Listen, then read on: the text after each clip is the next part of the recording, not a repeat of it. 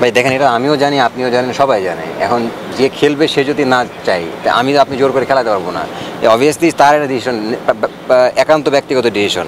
তো এখানে তো আমাদের বলার কিছু নাই। এরা সে যদি ওয়ার্ল্ড কাপও খেলতে পারতো, সব জায়গায় খেলতে পারতো। না দেখুন, ও যেদিন ফার্স্ট যে স্টেটমেন্টটা দিয়েছিল ওই দিনই আমি একটু মানে হতবাক হয়েছিলাম, কারণ ইমোশনালিও হয়তো বা ডিসিশনটা নিয়েছিল। আমি মনে করি যে তামিম ইকবালের বাংলাদেশ ক্রিকেটে দেওয়ার আরও অনেক বছর ছিল, এবং চ্যাম্পিয়ন্স ট্রফি পর্যন্ত খেললে হয়তো আমাদের টিমটার জন্য বেটার হতো। বাট এটা তার পার্সোনাল ডিসিশন, এটাকে আসলে আমাদের কোনো কিছু বলার নাই, যেহেতু রিটায়ারমেন্টের জিনিসটাই হচ্ছে একটা মানে সবার নিজস্ব মতামত থাকে। এর অবশ্যই আমি তাকে এই ডিসিশনে রেসপেক্ট। এটা আসলে এর আগেও ডিসিশনটা নিয়েছিল, মাঝে আমরা অনেক এটা নিয়ে আলোচনা করেছিলাম। বাট পার্সোনালি ওর সাথে আমি যতবারই জিজ্ঞেস করছি, ও আমাকে একই কথা বলছিল, দোস্ত আমি যে ডিসাইড করছি এটাই আমার ফাইনাল। আমি তাকে ডেফিনেটলি রেসপেক্ট জানাই তার সিদ্ধান্তে। অনেক বড় প্লেয়ার, অনেক বড় নাম বাংলাদেশ ক্রিকেটে।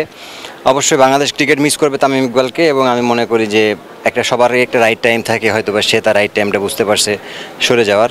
আমি ডেফিনেটলি তার এটা রেসপেক্ট দিই।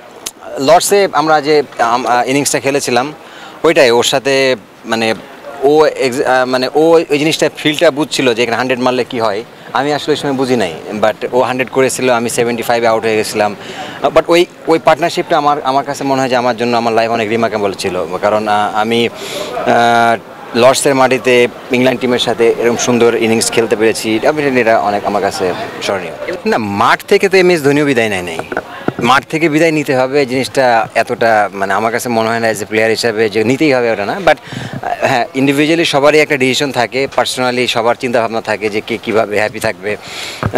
মানে সবার হয়তো বা মানে কপালে হয়তো বা লাকি হয়তো ওই জিনিসটা হয় না। আমি বলবো যে হয়তো বা ওই দিক থেকে অনেক আনলাকি থাকে, আর অনেকে ডিসিশন নিতে অনেক হয়তো বা চিন্তা করে যায় কয়েকটা বছর খেলি, হয়তো বা ওই সময়টা তাদেরকে ফেভার করে না, সব মিলে আর কি। বাট এটা উচিত যে ডেফিনেটলি একটা মানুষ যখন দেশের জন্য 14-15টা বছর বা 20 বছর সার্ভিস দেবে, তাকে ওই সম্মানটা অবশ্যই দেওয়া উচিত।